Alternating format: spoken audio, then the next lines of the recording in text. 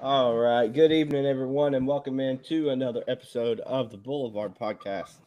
I'm joined by my good buddies, Big T and Big Jose. And let me tell you, I'm gonna start it off.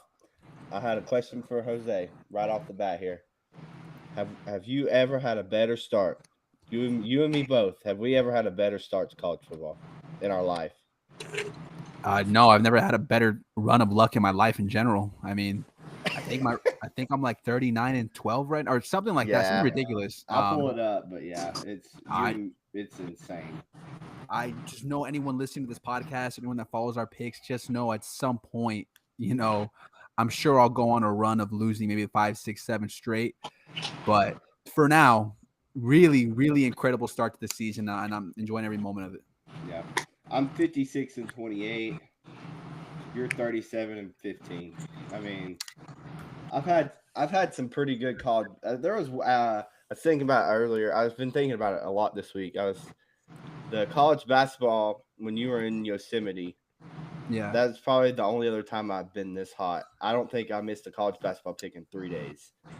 Yeah, I remember that. I know exactly what you're talking about. I know exactly the run you're talking about. Yeah, and I'm a volume better in college basketball. So I mean, we're talking. I was like 28 and like one. It was something outrageous.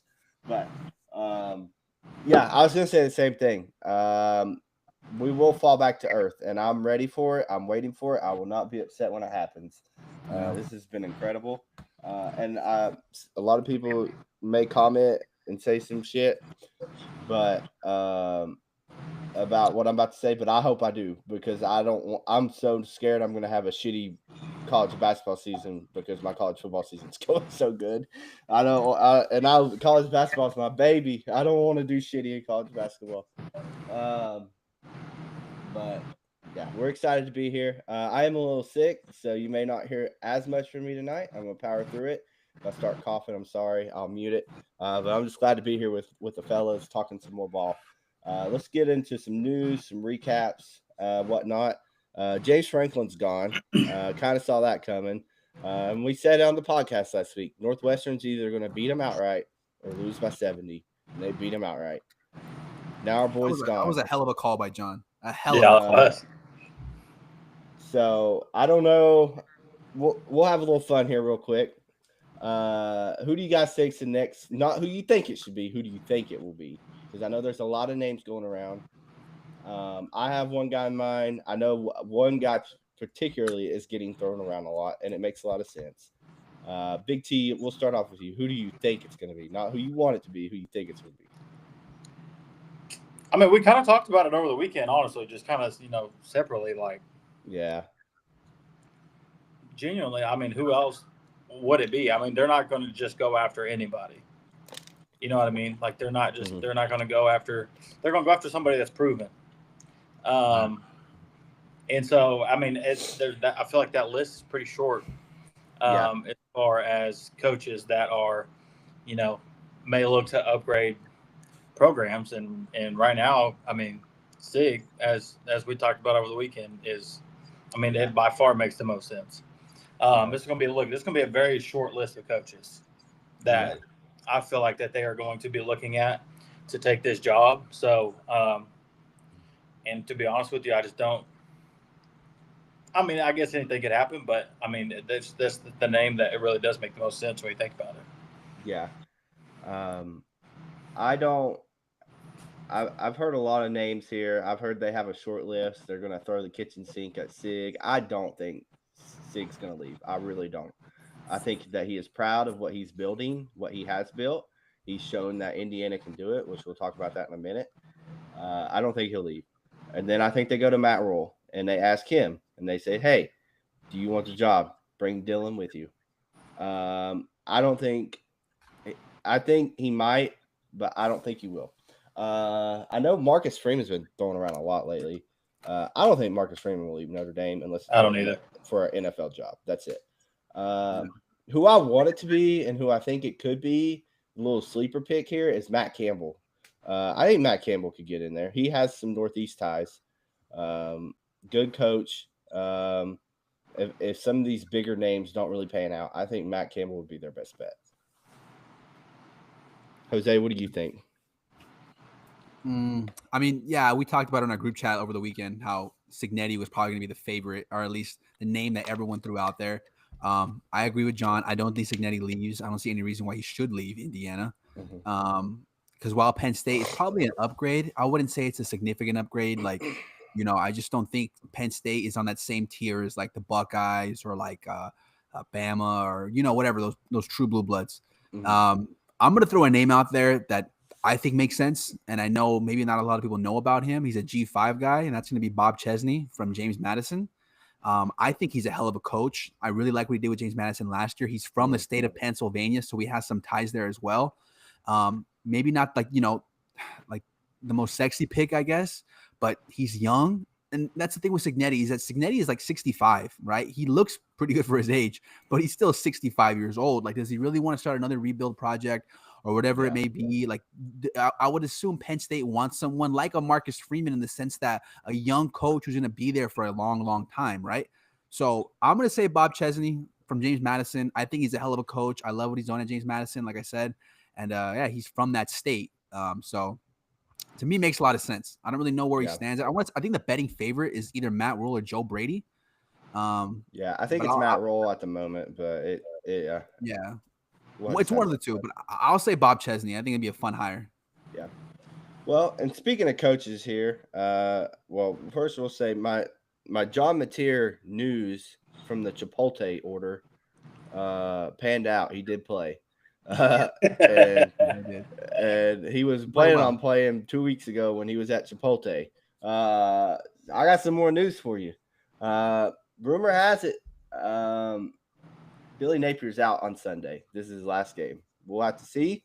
I know it's been thrown around, and the team that is actually pursuing Marcus Freeman the heaviest is Florida, from what I'm understanding. We'll just have to see how much truth there is to all this. But it sounds like Billy Napier will be fired on Sunday regardless of the outcome. And then on top of that, this is a must win for Hugh Freeze if he wants to be here next week or next year is what I heard. So we'll just kind of have to see what happens here with those. I don't know if you all have really any takes on those, but I wanted to throw that out there, and we'll kind of look back on this and see if it's true or not. I mean, if that's the case, and Napier might be fired on Sunday, then you max bet Florida because they only win when he's about to get fired. Yeah, facts. Yeah, you know what I mean. So if that's truly the case, then you know to take Florida this weekend. Yeah. So we have a lot of games this week.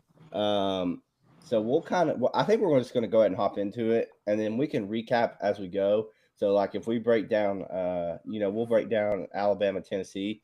We can kind of recap how they looked last week and go into this week because there's just a lot of games.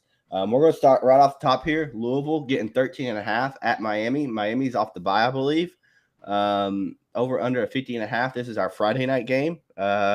Pretty good game here to start. First of all, we got Maction back, football every single night, so it's awesome. It's that time of year. Louisville at Miami. I don't really have a play. I'll turn this over to Jose. Maybe he does. A Friday night game. Maybe I'll throw a little something on it just to have something. But Jose, what do you think about this game?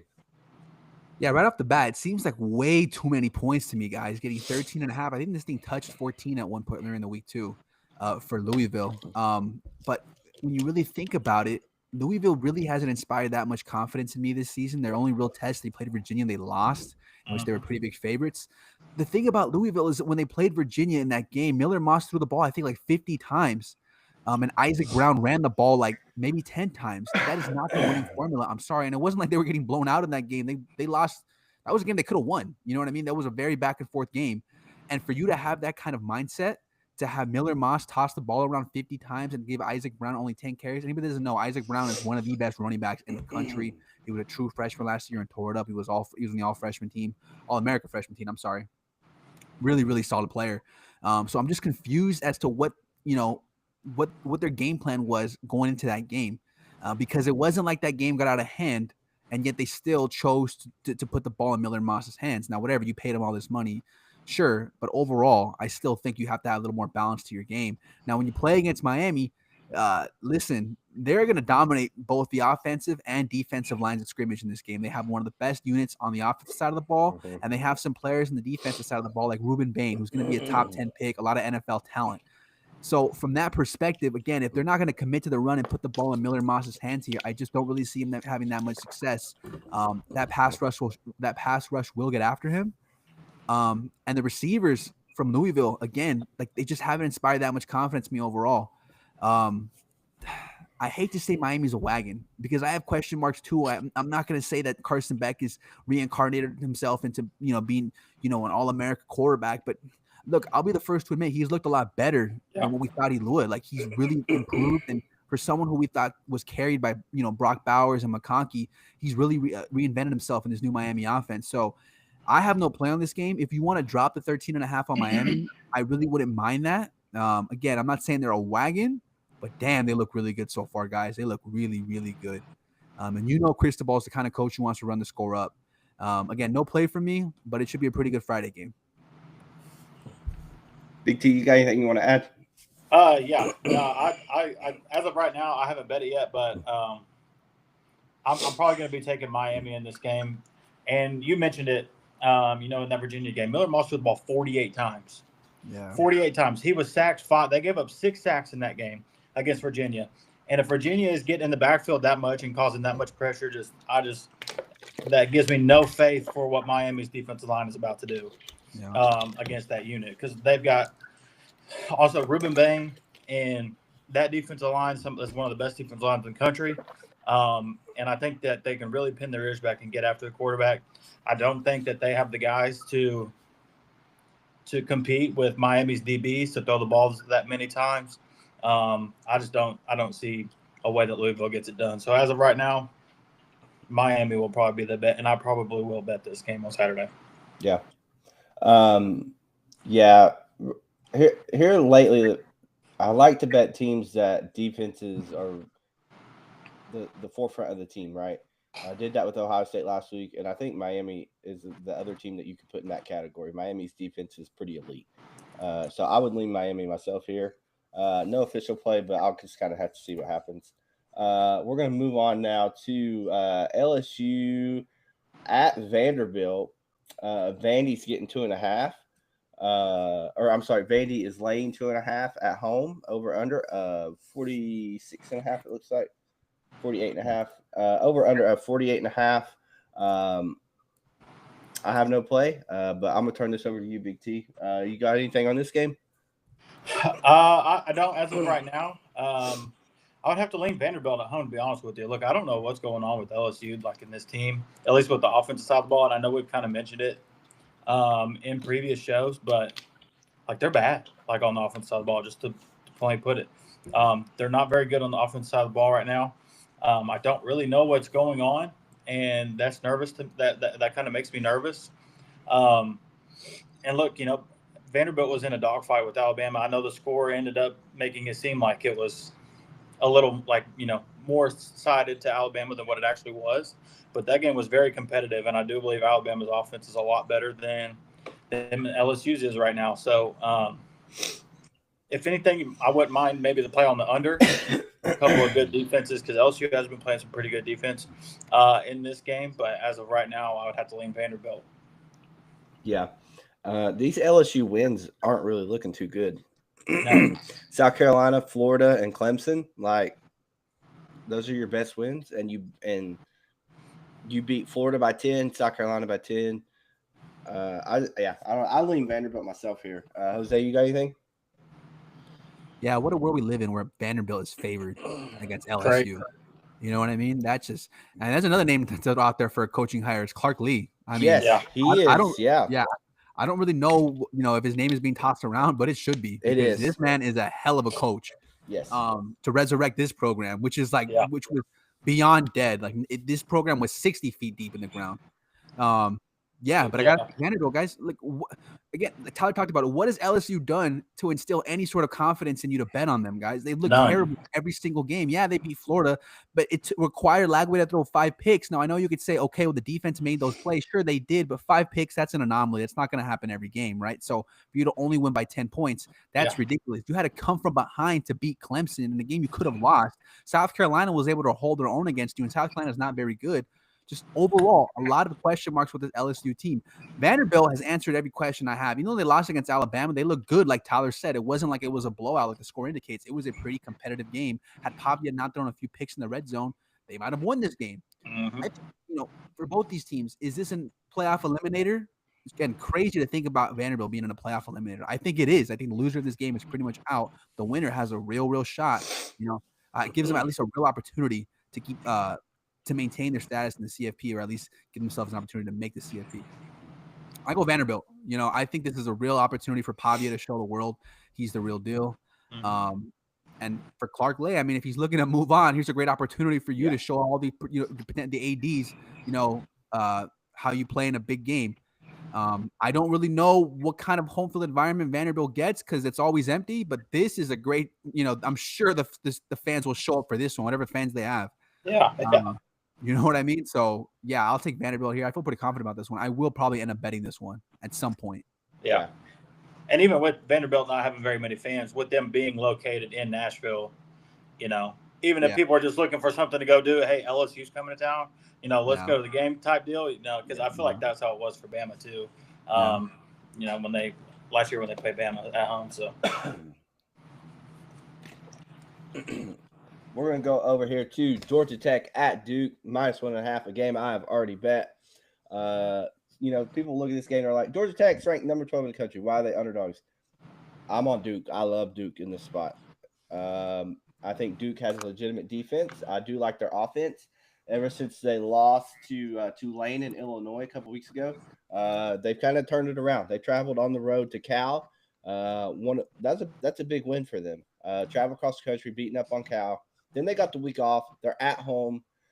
This Georgia Tech team is one I've kind of faded all year. They're very reliant on Haynes King to do everything.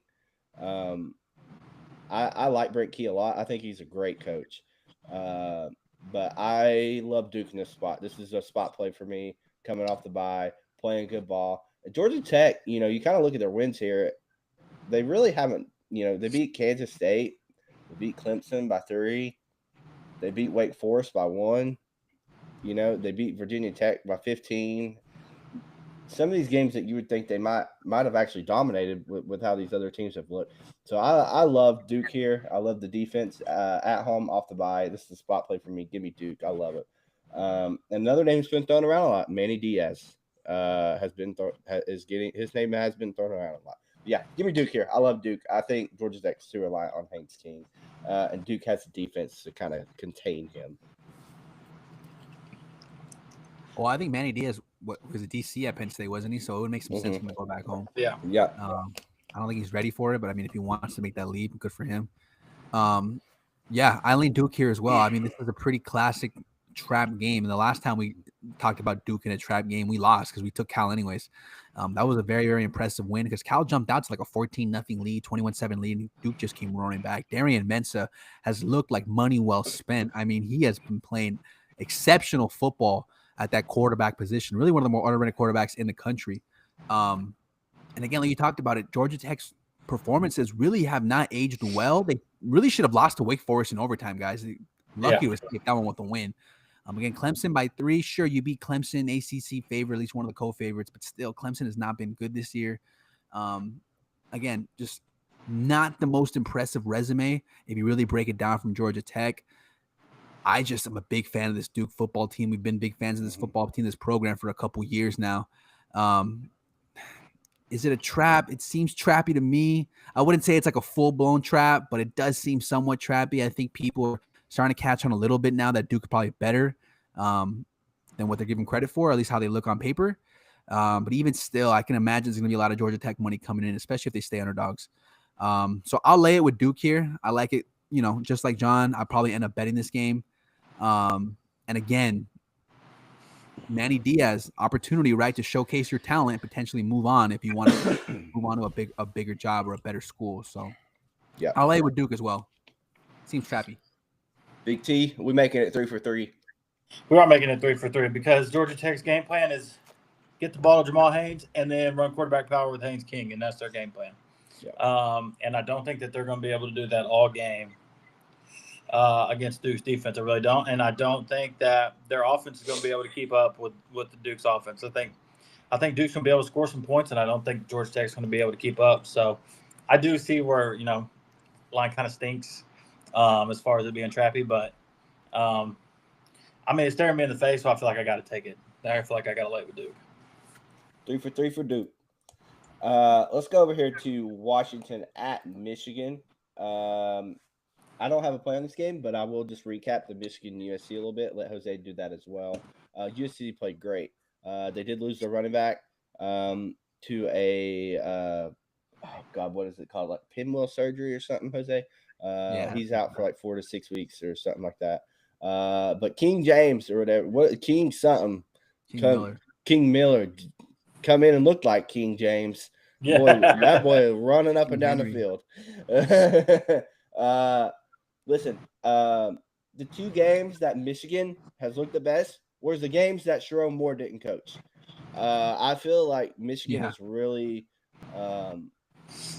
playing conservative with him. Kind of just keep him healthy and keep him on his feet. And I don't know. It's weird. But yeah, the 2 games that Michigan played really well was when Sharon Moore wasn't the coach. We'll just kind of have to see what happens there. Washington, on the other hand, down 10-0 to Rutgers, down like 24-0 to Maryland, and they are 20-0 to Maryland, and come back and win that game as well. So back-to-back comeback wins for Washington. You wonder how much they got left in the tank traveling to Ann Arbor here. No play for me. You guys got anything on this game? And Jose, you got anything you want to say about Michigan USC? I mean, that was a big opportunity for USC, right? We talked about it before in the podcast. Like, that was a draw a line in the sand and show me where you're at type of game. And they answered the bell there. I was really, really nervous before kickoff. I was watching it on my phone. I wasn't home, so I was trying to just see what I could. And right off the bat, SC just had a perfect, drive to start the game off. Touchdown to Jacoby Lane. Never really gave up the lead. And we talked about how they had to play with the lead. If they went behind right away, it would be a bad call or be a bad situation for them. So everything kind of fell into place for them at home. Just an all-around impressive performance. And yeah, both their running backs got hurt. But as we always say, if you're going to have to go in your depth chart for one position, let it be running back. That's the easiest one. That's the easiest one to replace. So it wasn't like it was like some massive fall off from the starter to the third stringer, as it would be at other positions. For this game, Washington, Michigan, no play from me. Both these teams are uninspiring to me. If I had to pick a side for whatever reason, it'd be Michigan. Just because Washington really they've escaped with 2 wins and they really shouldn't have, guys, especially against Maryland. They had no business winning that game against John's Terps. So yeah, I know. Yeah, a strict no play for me. I don't believe in any of these teams here. Yeah. But I guess I would lean Michigan at home, but nothing solid on my end. Tyler, pass or play? I'm definitely not going to play it. To be honest with you, this game kind of stinks. Both these teams are underwhelming. I mean, will I watch it? Yeah, probably, but I'll watch it. I'd love to see. I'd just love to see Michigan kind of open it up a little more. Just open it up a little more. But yeah, let's move on over here to. You guys got anything? Oklahoma, South Carolina, real quick. You keep going. You want to talk about a coach that's maybe on the hot seat? Like Shane Beamer, if he doesn't start winning games, he may be gone. He's going to be at Virginia Tech. Yeah, that might be like he may just mutually agree to leave and go to Tech. Because listen, this was a big year for South Carolina on paper, projection wise, and they have not answered the bell at all. So we'll see. He needs to start rattling some wins off ASAP if he wants to keep his job. Yeah.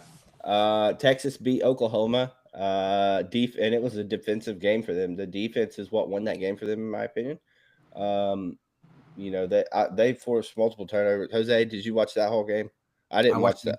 Yeah, I was watching another game, but I watched the entire game. Archie, listen, we've been trashing Archie all season. I'm not saying he played amazing, but the one time we back him, he delivers for us. Yeah. I'm not saying we're Texas whisperers here or anything like that, or Archie whisperers, but damn, it feels nice to get everything right with this guy. He played better though. Like Tyler said, he played better. I thought he threw the ball well, didn't panic as much, utilized his legs when he needed to. It was my biggest bet of the season. I was really, really confident Texas would come through, and they did. A little shaky at the beginning, but Mateer, I know he's injured, but I don't think the injury impacted him. Like some of the throws he made, I thought was just bad IQ than it was, injury. I wasn't impressed with him. And if we talked about it, if you make this guy just be a pure passer and don't let him utilize his legs, which Oklahoma didn't, they didn't want to get hurt anymore. He is not that good. Like if he can't run the ball, Mateer is not some crazy good quarterback, right? He has to utilize his legs. So if he's not 100% healthy, he's going to play this week against South Carolina. I don't know if they're going to cover that spread because he did not look good. Yeah. Let's move on down here to a couple other games. Real quick, I'll throw it out there. My biggest bet of this week is Toledo. I got it at minus 24.5. I will not sit here long and tell you about it. Guess who hit their win total for the year? Kent State did. Over 1.5. They got 2 wins. They celebrated hard last week. I'm calling fatigue after the celebration. Toledo's going to smoke these boys. 48-0. Give me Toledo. Moving on. Ole Miss at Georgia. Man, Georgia that Georgia-Auburn game, boy, let me tell you, them refs better be in jail. There's a few refs that need to be in jail after last week. There's some crazy stuff going on. What did y'all make of the clapping thing? So I know. Okay, listen. I know what happened, but in that moment I didn't. Kirby was saying the defense is clapping. The defense is clapping. That's what he was saying. Right. Trying to get him to jump. But everyone else is like, no, he was calling timeout. He's calling timeout. No, he was saying the defense is clapping. The defense is clapping. Regardless, the refs were awful this game. Georgia's offense stinks. Their defense isn't as good as it should be. There's just a lot of holes, a lot of question marks for a Georgia team, especially a 9th-ranked Georgia team. Ole Miss getting 7.5. I get they're traveling to Georgia, but I lean Ole Miss here. But yeah, Jose, what do you think about the Georgia-Auburn game and the Georgia-Ole Miss game? Well, I'll tell you what, Georgia, UGA, I mean, listen to me. They lost against Alabama, and Alabama was a few plays away from making that much, much worse than what it was, okay? Yeah. They should have lost to Tennessee. That was a miracle and a half for them to beat Tennessee. And they should have lost to Auburn. I mean, Auburn had they had the perfect game plan. They were running the ball all over Georgia. They looked good. They got to the 1-yard line, and on a quarterback sneak to go up 17-0 on a play that I think Arnold actually scored. The way that the camera angle made it look, to me, it seemed like he scored. He broke the plane, Yeah, he broke the plane at the very least. And let me just go off on a tangent real quick and just say, I cannot believe that this sport rakes in billions of dollars, and we still have 55-year-old referees just looking at the ball and running in from the sideline and assuming that's where the hell the ball was spotted. Like when I watch tennis, they put a chip in the ball where they're able to determine exactly where that ball is at every moment. They can tell you exactly where that ball bounced and if it landed within the play, the court, The fact that we have referees just with their eyes looking at where the runner went down, there's a whole dog pile of players and just running in and just guess. How many times have you seen 2 referees running in from different spots? Like on the top end of the camera and the bottom end of the camera, they run it on different sides. Like one has it marked here, one has it marked there, and they just meet in the middle. And then half the time they look at each other and they're like, well, what do you think happened? Yeah. Like, what do you think? What should we do? How does this sport have this much revenue, this much money, and yet they still have they can't put chips in the ball like they do tennis or soccer? It's ridiculous to me. It doesn't make any sense. He broke the plane. Anyways, besides that, UGA has looked ugly in all these games. Yeah. Not good. How in the hell they're laying 7.5 against Ole Miss is beyond me. It doesn't make any sense to me. Like, what has Gunnar Stockton done to show us? What has this offense done to show us they can cover 7.5 points against a damn good opponent?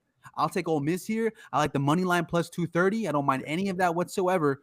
Lane Kiffin is a hell of an offensive mind. Now, the Ole Miss defense leaves something to be desired. I'll give them that. And last week's performance was not good against Wazoo, but that was a classic, Let's Look just get in ahead. there, get the Yeah. win. Let's not show anything because we have a massive, massive game on deck. I respect Kirby Smart, one of the best coaches in the game, one of the best in-game adjusters in college football. But 7.5 points, no way they're gonna cover. There's no way. This is no way. This is not a trap. This is a straight disrespect. Yeah. I was This going to is- ask, you don't this think is, it's a trap? This is the same.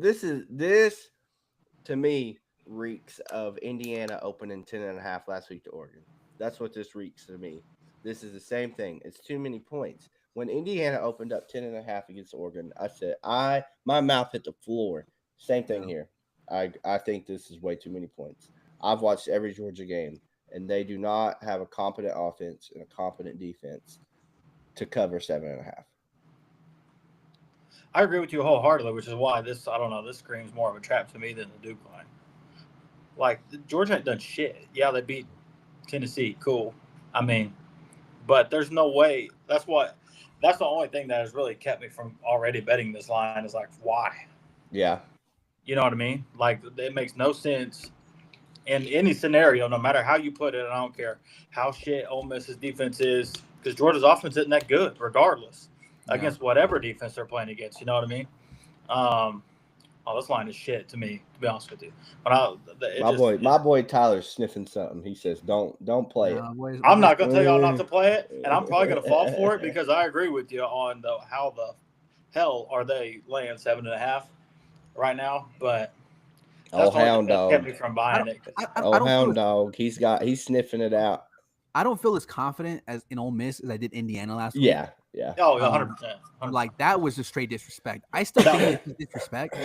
But I mean, I can make a case as to why UGA is laying this many, just not from how they've looked this season, but it is Georgia. They do have Kirby Smart. It's a national brand. They've been in the national championship. They won the national championship the last 10 years.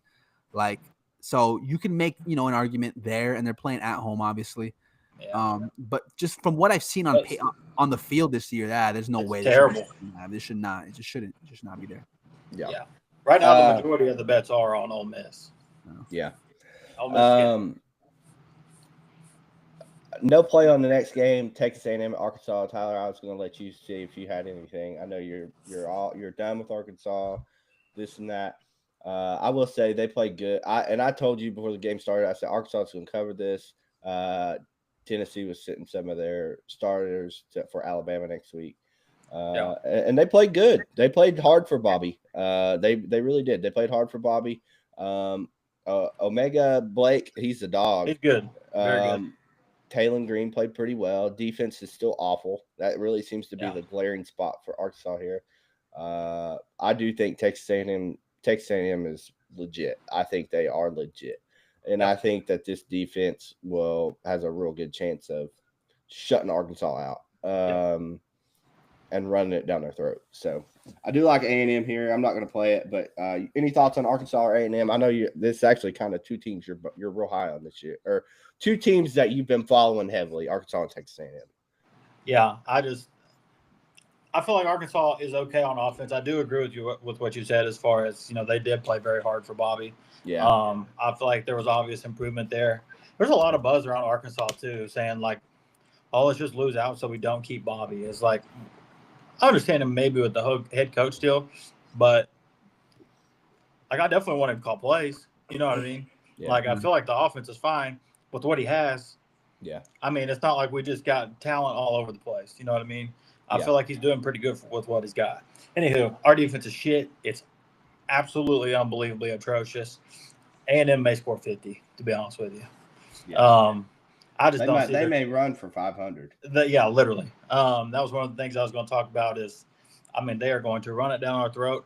A&M is legit. That defense is legit. They're legit in the trenches. Marcel Reed's playing good ball. They're throwing the ball well. And then they are absolutely gashing people on the ground. There's no chance we can keep up. Offensively, I don't believe, because I do believe A&M's defense is legit. I'm not going to play it because I'm already done with Arkansas, so I don't want to make it even worse. But especially just kind of on those lines too, 7.5 on the road. Like, I would lay they win by at least 2 touchdowns. Yeah. Another name too I know it's been a lot of names tonight, but Mike Elko, I don't see why he would or ever leave A&M at this point. He's got his guys finally. Yeah. But he has been brought up here and there. Very respected coach. Let's move on here. Don't have a play on it. I did want to talk about the Ohio State game last week, though, against Illinois. That was my biggest bet last week. Ohio State, they're good. They're just good. They're just really good on defense, especially. That defense is unbelievable. They held Illinois to like 7 points, 6 points, or whatever. I don't know, for the majority of the game until the second strings come in. That is one thing I did want to bring up. Keep an eye on if you bet Ohio State at any point. Ryan Day and this team let off in the second half. They let off. They hold back. They'll take Sayan out in the third quarter at the end. They'll put their second stringers in. He's trying to keep his dudes healthy because he knows he's got the team to do it again. So that's one thing with Ohio State. They will lay off and pull back, and they're good enough to do it. They still covered. So, but that is a heads up there with Ohio State. And then Wisconsin, I have the same feeling on Wisconsin here that I had with multiple teams this year that ended up firing their coach the next week, especially the Penn State Northwestern game. I wish Wisconsin was playing someone other than Ohio State. But I have that feeling that Luke Fickell's time is about to end. So we'll just kind of have to see here. But Wisconsin, yeah, they're struggling. They're struggling. We'll move on here. Let's talk about Indiana while I'm up on the screen. Indiana, just what Curt Cignetti's done, and I'm going to let Jose talk about it because this is his guy. But this Indiana team is legit. They are so good offensively, defensively. They controlled that game, time of possession, forced turnovers. I'm happy for them. I'm happy for Indiana, and can't wait to see what they do the rest of the year. Jose, you got anything you want to add in there on that Indiana-Oregon game? Listen, when it comes to gambling podcasts, like everything you hear is an opinion, right? Like, I think this team is going to play like this. I think this team will cover. I think this team is good. I think this team is bad, right? Like we're just giving you our opinions and you do with them as you want. Well, everything I'm about to say is a fact, right? Everything about to come out of my mouth right now is nothing but a fact, okay? Curt Cignetti can retire right now and they will build him a statue outside that stadium. Indiana historically is one of the worst programs in Power 4. Like, they are terrible when it comes to football. That state only cares about basketball. It always will be a basketball state, right? That's what you associate Indiana with, okay? That was the biggest win in program history. All things considered, going on the road, top 5 opponent, beating them by how they did, That was not a fluke. Indiana didn't have like Oregon did not have like a muff punt, or Indiana didn't block a kick, or Oregon didn't throw a bunch of picks, or Dante Moore got hurt. Indiana went in there, beat Oregon at their own game, dominated the line of scrimmage, and walked out of there with a dub because they deserved it, because they were the better team. They're just a better team. They have the better players, and they have the best coach. Okay? If Cignetti wants to go to any job in the country this offseason, he could maybe accept Ohio State. That's how good this man is coaching. Okay? Listen. Indiana is legit. And I cannot believe we're talking about the Indiana Hoosiers in football, but they have that kind of potential this year, boys. They could win the national championship. They play Ohio State in a few weeks. They could win that game. Like, if Indiana beat Ohio State, I would not be shocked at all, right? They lost 2 games in the last year. And that was against Notre Dame and Ohio State teams that play for the national championship. They beat everybody else. Everybody else. Cignetti is a top 3 coach in football. Mendoza is a top 3 quarterback in football. And Elijah Surratt is the most underrated receiver in the country. Mm-hmm. He did whatever he wanted. He did whatever he wanted to do on Saturday. Whatever he wanted, right? He's that good. The Hoosiers, my Indiana Hoosiers, Curt Cignetti, my guy, finally came through for us in a big spot. And I'm telling you guys right now, he's not done. He is not done. Did you all know that Miami and Ohio State, they don't play a ranked team the rest of the year? No. Ohio State will still play Penn State and Michigan, but still. They don't play a ranked team the rest of the year. They're done. That's crazy. Yeah. That's crazy. There was one other team too. I thought it was Indiana, but it's not Indiana because Indiana don't play Ohio State. Yeah, I was thinking about the conference championship. Yeah, Indiana's the other one. Indiana don't play a ranked team the rest of the year. They're done. Yeah, book it. They're gonna play against Ohio State in the Yeah. All right, moving on to Texas Tech, Arizona State. Sounds like Sam Leavitt will be back. Texas Tech, they did have an injury at quarterback in Morton, but it sounds like he's okay. No play from me. You guys got anything on this game or anything to talk about? Yeah, I mean, you want to talk about wagons. Texas Tech is a wagon. I mean, this team is built. It's constructed like an SEC team. It's constructed like a Big Ten team playing in the Big 12. I think if you take Arizona State, that's just the wrong way to look at it, guys. When you have a team that with the talent and the personnel and the way they play like Texas Tech does in this conference with a bunch of inferior opponents, you have to keep backing this team, guys. They went on the road and embarrassed Utah. Utah is better than Arizona State. Sam Leavitt will probably be back this week. He is not 100%. And we know who the backup is. They have the worst backup in the history of college sports. I don't care whatever sport you're playing, I don't care. Jeff Sims is the worst backup you could possibly have. How Kenny Dillingham, who's a coach that we all respect, saw this guy in the portal and said, yup, that's who I want on my team, is beyond me. I mean, Jeff Sims must have some hell of an agent, or he goes out there and practice and balls out like ways we've never seen before. He looks like Tom Brady out there because this man is the worst quarterback I've seen at the P4 level. I don't know how teams keep giving him a scholarship.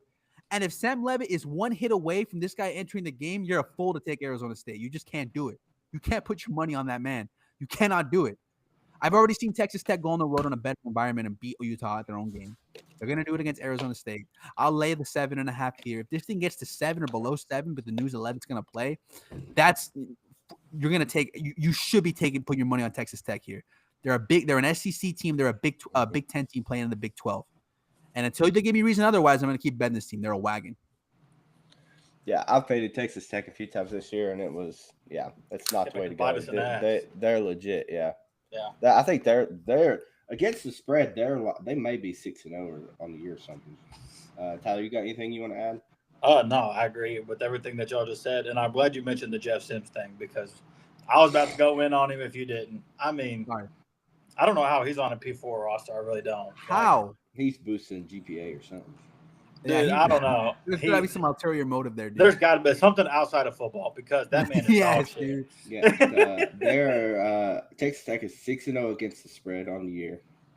Well, they're about to be 7-0. They are about to be 7-0. There's no chance.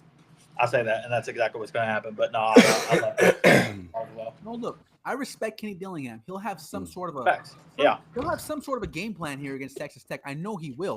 But at the end of the day, your starting quarterback is one hit away from going from a damn good quarterback to the worst quarterback, and you just can't put your money in Arizona State in that scenario. You just cannot do it. Yeah, which is very possible with how Sam Leavitt plays too, because he likes to extend the plays and run the ball. Yeah. So, especially with his game style, that absolutely could happen at any time. And I want to say the injury he has is like an ankle sprain. That's what I'm hearing. They try to keep it under wraps.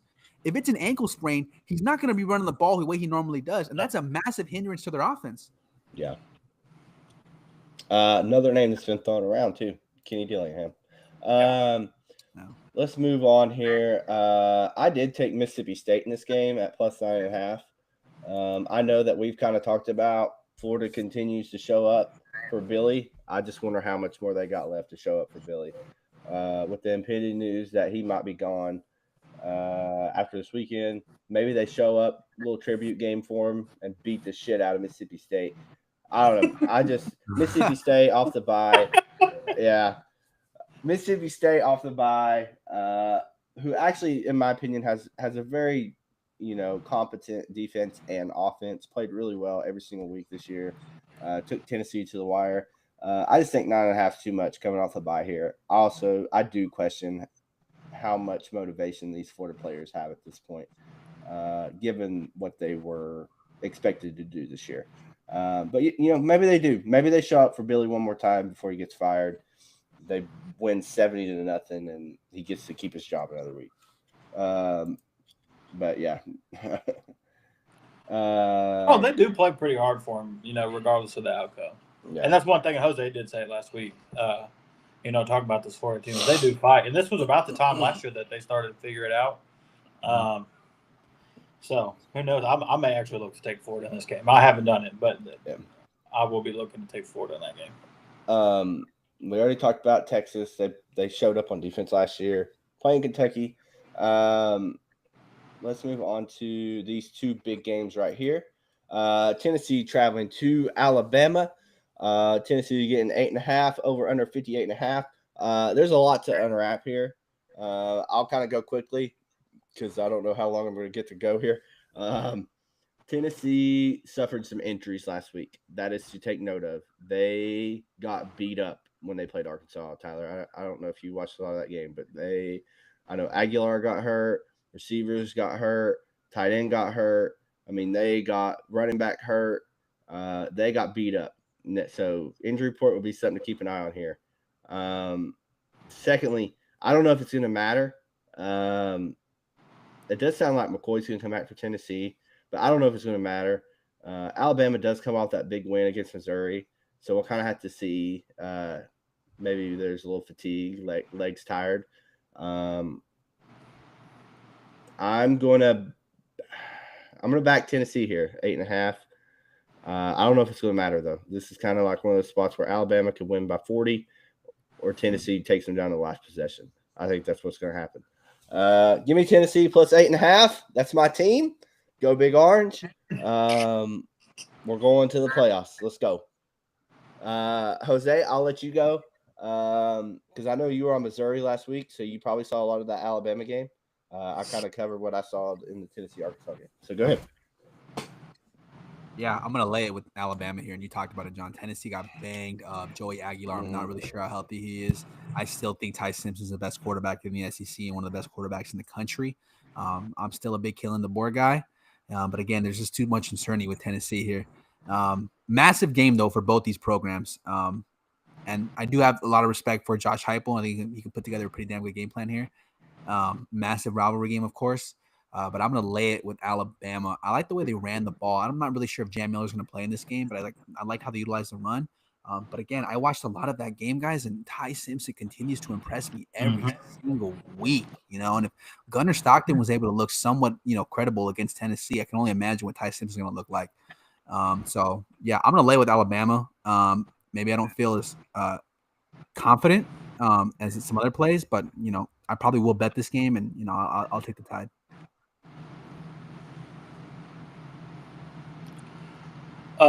Yeah, John left. Yeah, I agree with you on that play right there, Alabama. I will probably be laying it with this team as well. Look, that offense is rolling. Yeah, it really is. Right now, they are playing really good on the offensive side of the ball. And I feel like they're playing pretty physical on the defensive side of the ball. They're running the ball well. They can play action.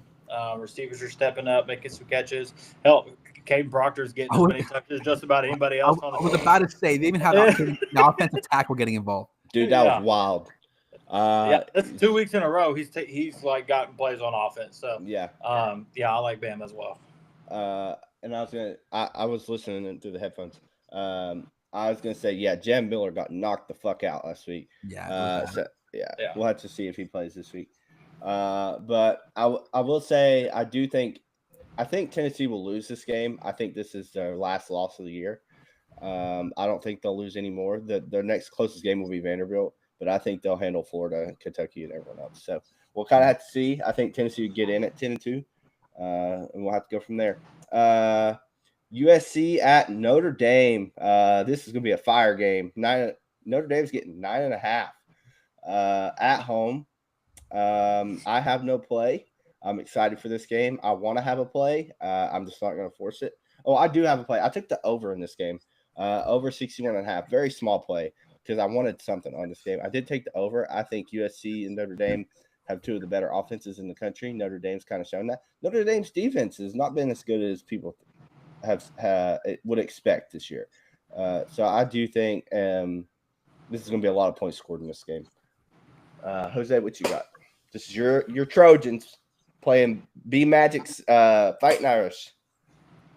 Yeah, listen, on first glance, right? I mean, 9.5 points they're giving SC here. Like, that is straight disrespect towards SC, in my opinion here. Like, that seems like it's a lot of points, right? But I'm going to lay it with Notre Dame. I'm going to lay the 9.5 with Notre Dame, and let me tell you why. Because we talked about how Illinois was able to beat USC because they were able to run the ball, right? They were able to establish the run and be a physical team. We talked about how that would be the key for Michigan to beat SC last week, right? But that was at SC, right? Michigan had to travel 2, or was it 3 time zones to play that game, right? That's tough on your body clock, boys.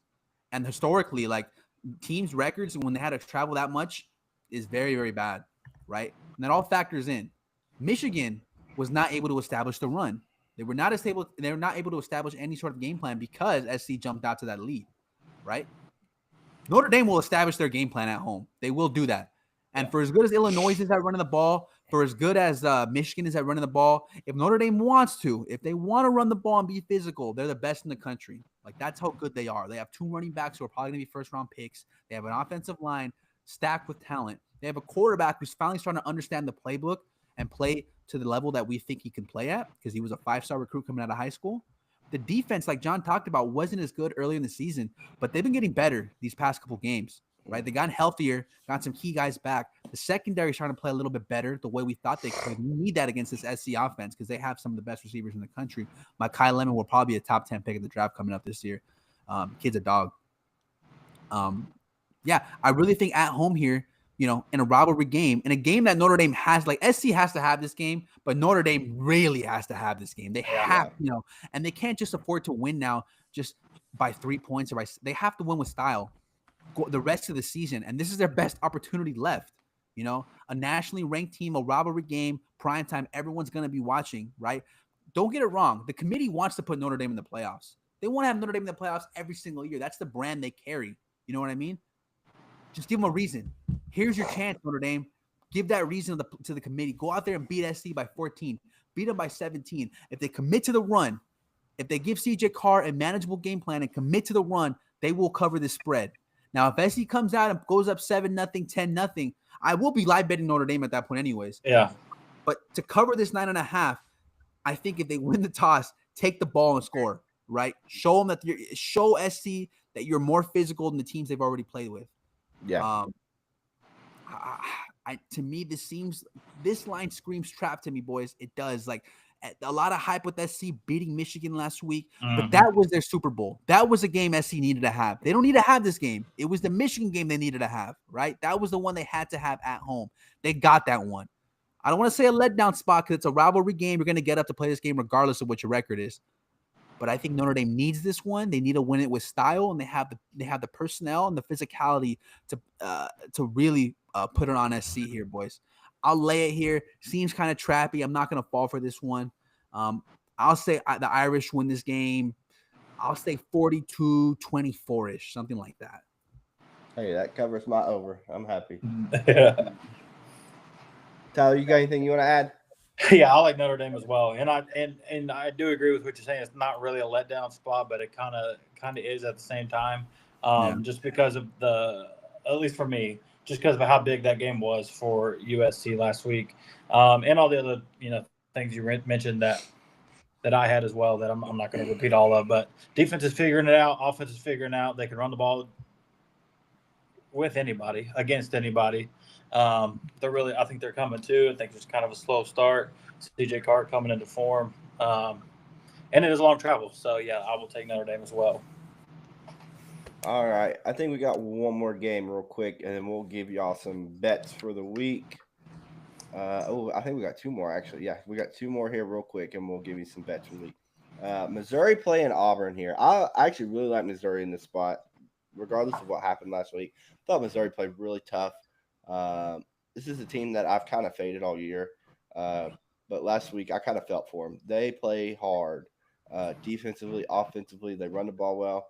Bo Pribula made a couple of mistakes, a couple errant overthrows. But other than that, this Missouri team is legit. And I don't know how Auburn shows up after that loss last week. So I'm on Missouri on the money line in this game. I just think they're overall the better team. This is the first game the Missouri's had to travel for all season, which is ridiculous. But Yeah, this is their first road game. This is their first road game. Look, boys, I'll tell you this. Auburn might be on quit watch. Like, Yeah. I'm very interested to see how they come out and play because they may have already thrown the towel on this season, right? Yeah. Who knows what kind of effort they're going to get. They have the best player on the field because they always have the best player on the field, Cam Coleman. But you have to wonder exactly how much effort this guy really going to give, knowing that his head coach is probably going to be fired, which means you have 30 days to enter the portal.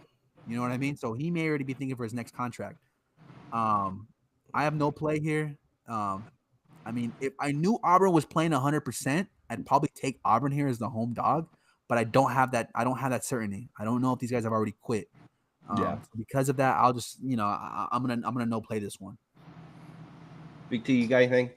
No play for me on this one. I just really don't have any confidence in Auburn to really bet that way. And it is Missouri's first road game of the year. Yeah. Playing. I almost wonder how the Auburn crowd will show up. And so there's just a lot of unknowns for me in this game.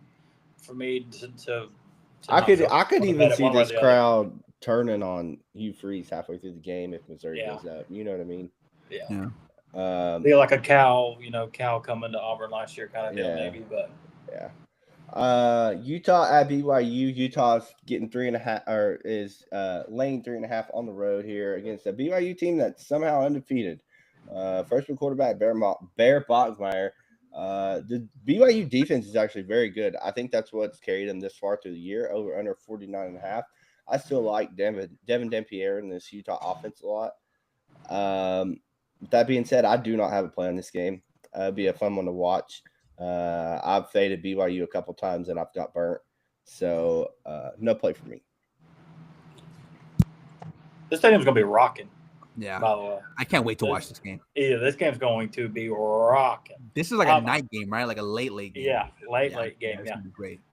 Yeah. No, I haven't bet this game, but I'm kind of leaning BYU in this game. I don't feel 100% on it. This is the one I'm gonna.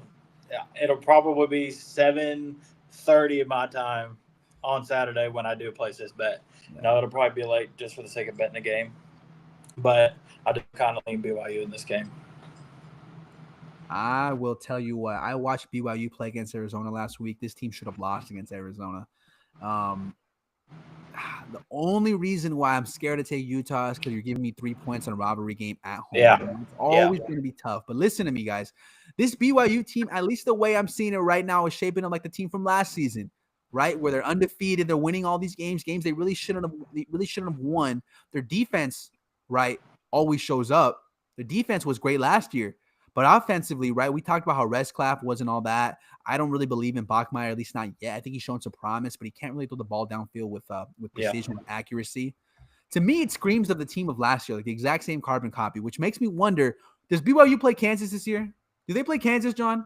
Because if BYU plays Kansas, I'm going to load up on Kansas again like we did last year. I think it was on my birthday last year that Kansas played BYU. And I put a whole bunch of money on Kansas, and the Jayhawks came through for us now. Do they, John? They do not, no. Damn. I would have unloaded again on them. This would have been a carbon copy, right? Another birthday gift for me. But listen, I'm going to say Utah for now. I'll take the Utes. I think the better team. I think Dempierre is the best player on the field in this game. And I still believe in that offensive line. The offensive line travels. Yeah. The only reason Utah looks so bad against Texas Tech is Texas Tech has maybe $5 million worth of talent on that defensive line. You know what I mean? But overall, I'm going to pick the Utes for now. And I'm sure I'm going to bet this game because it's the night game on Saturday night, and I'm really, really hyped to watch this one. But, that BYU magic is real. We've seen it last year. It carries them far. And if you want to get on that train right now before it comes crashing and burning, I don't blame you. But make no mistake, it will crash at some point this season. BYU is not this good. Yeah. It is very reminiscent of last year. But, excuse me.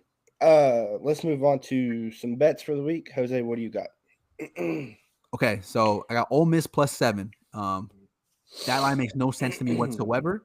Don't understand it. My biggest play of the week will probably be the Irish dropping 9.5. I like that up to 10. I don't think it touches 10. If it does, it won't last long. But I like the Irish here. That's probably going to be my biggest wager. Duke laying 1.5 at home like that. Vanderbilt dropping 2.5 against LSU, an LSU team I think is a team that I think is fraud. Let me go into some Sun Belt action real quick, guys. A massive game in the Sun Belt for anybody that doesn't know. Old Dominion going to James Madison. This is going to be a banger of a game. I know we all like to watch multiple games at once. I have like 5 screens set up in my house. This has to be on one of your TVs at noon. This is going to be one of the better games of the day, a G5 game with a lot of implications for the CFP. I'm going to take Old Dominion on the road here, getting that 1.5. I like that one a lot. And again, this, at least for us college football head, that's must-see TV right there. And then Utah dropping 3 against BYU. I'm not saying I love it, but I will have a bet on that game because I feel it's only right to have a bet on that game. Big T, what you got? I will be on Miami this weekend. I'm going to take it. I am on Vanderbilt and Notre Dame as well. I feel like I've got to bet that G5 game. I think I'll lean James Madison in that one, though. So I'll probably be on James Madison in that game. And then there's a couple other games I'm going to be looking to bet at that I haven't pulled the trigger yet. Probably going to be pulling the trigger on Alabama in that game. And then I may look at Texas again, low-key, to be honest with you. But we'll see how it shakes out. So as of right now, Vanderbilt, Miami, Notre Dame, James Madison, and we'll kind of see from there. Possibly a few other places. All right. I'm going to try to get through this without coughing. Sorry. I threw a cough drop in. I got San Jose State, small play +4.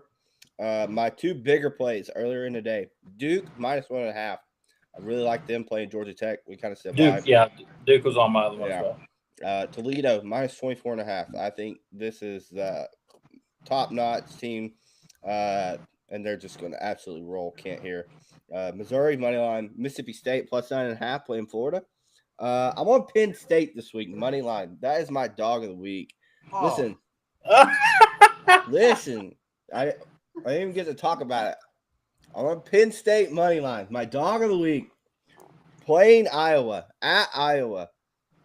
Guess who's out? James Franklin. Guess who's out? Drew Aller. The 2 people that my boy Jose hated the most.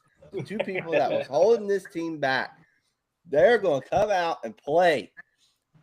Grunkmeyer, I don't know how he's going to do it, but he's better than Drew Aller, and he's going to do it. I'm assuming Koldenicki's calling the play still. I trusted him more than James Franklin. Give me Penn State to win, to embarrass Iowa. That is my dog of the week. I love Penn State. I have the over in the Tennessee-Alabama game. I have the over in the USC-Notre Dame game. But, yeah, I said it. That's my dog of the week. Penn State. What's your dog of the week, Jose? Ole Miss? Ole Miss. Ole Miss. Yeah. Tyler? Ole Miss, huh? That's mine. Yeah. Ole Miss, Penn State. What do you got? Shit. BYU? My dog of the week? Hell no. To be honest with you, I don't like many dogs this week. I don't know. If I had to pick one right now. Penn State. Probably.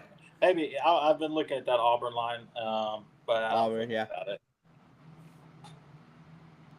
Don't feel good about it. You want a big dog? I know we didn't talk about this game at all, but I think SMU +300 against Clemson has some legs on it, guys. I was looking at that one too. Because what, they 9.5 point dogs? Yeah, 9.5 point dogs. Yeah. But yeah, that's gonna wrap it up for this week. Week 8, over halfway through the year, regular season. Crazy, why you gotta say it like that, John? I know. I'm sorry. But yeah, it's been fun. We've been killing it. We will come back to earth. I don't know when. I don't know how. I don't know why, but we will. And when we do, we just got to live with it because we have had a great year. One quick announcement while I got it in here. We are planning to do the college basketball preview show October 26th, kind of in the morning, right, Jose? Yeah. We got a lot to talk about. It's going to be fun. We're going to reminisce on the year Baylor and Gonzaga were the 1 seeds. The tournament got canceled. Oh, man. We're going to reminisce on Austin Peay having to get off the bus, come back, and lose outright. We're going to reminisce on a lot of fun college basketball, our best sport, We love it. I love it so much. It's my baby. I'm waiting for it. I'm watching exhibition games. I'm watching secret scrimmages right now. But yeah, I'm excited. But that will be in about 2.5 weeks, October 26th, college basketball preview show. Share it, like it. If we get enough people in there, I'll even do a giveaway. I don't know what it'll be, but I will do a giveaway. And it'll be a good one too. Last season, I was going to give away, if we got enough people, I was going to give away tickets for anyone to go see a game in the round of 64. So get in there, tell your friends, come. I'll do a giveaway if we have 20. If we have 15 concurrent live viewers, I'll do a giveaway. But yeah, we appreciate it. We appreciate all the love. We're going to keep grinding it out. Jose, what is our record? What is our record? 17. Our best bets. 17-7 plus 11 units. 17-7 plus 11 on our best bets. Having a year. Y'all go check out my boy Big T. He's been killing it on NFL. Absolutely fire. So we appreciate y'all. We'll be back next week for week 9. And we'll be, like I said, that college basketball show on October 26th. Follow action. Stay posted to Reddit, to X, to get our best bets. We'll have them posted pretty quickly here, maybe tonight or tomorrow. But yeah, thank you guys for tuning in.